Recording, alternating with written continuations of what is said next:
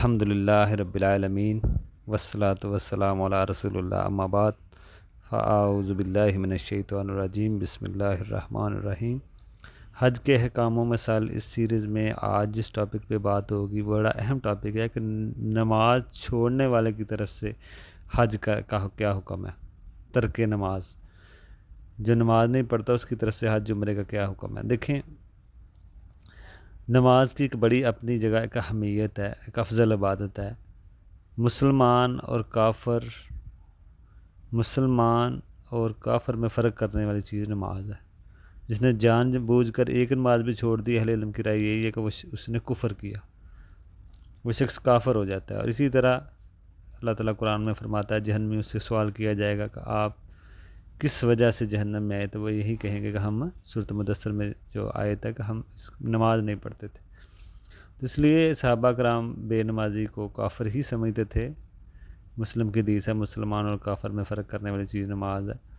तो नमाज की बड़ी अहमियत है। अहले इल्म का इख्तलाफ है, बाज़ तो बेनमाजी को काफ़र मानते हैं।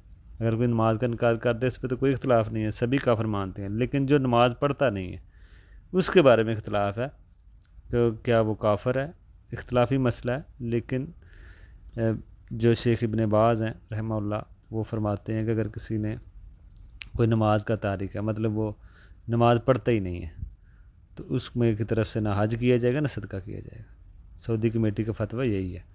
हाँ, अगर कभी कोई नमाज रह गई वो अलग मसला है, लेकिन कोई जुमे का नमाजी है, जुमे जुमे नमाज पढ़ता है या ईद की ईद नमाज पढ़ता है, तो वो इसी हुक्म में है। अहले इल्म की राय का वो काफ़र है, उसकी तरफ से ना सदका किया जाए ना ही उसकी तरफ से हज उम्रा किया जाए। इसी तरह अगर कोई ज़िंदा है फिर भी वही मसला है, कोई शख्स ज़िंदा है और वो नमाज नहीं पढ़ता, जुमे की जुमे पढ़ता है या ईद की ईद पढ़ता है, तो उसका भी यही हुक्म है, उसकी तरफ से ना हज ना उम्रा ना सदका। हाँ, अगर कोई शख्स फ़ौत हो चुका बेनमाजी, उसी तरह जुमे के जुमे पढ़ता था या ईद की ईद या पढ़ता ही नहीं था, तो उसकी तरफ से ना हज होगा ना ही सदका किया जाएगा। शेख इब्न बाज़ की इसमें यही राय है, सऊदी कमेटी का फतवा इसमें यही है। अल्लाह ताला हमें इस बड़े बड़े जो गुनाह हैं, कबीरा, नमाज का छोड़ना, इस तरह के गुनाहों से बचने की तौफीक दे।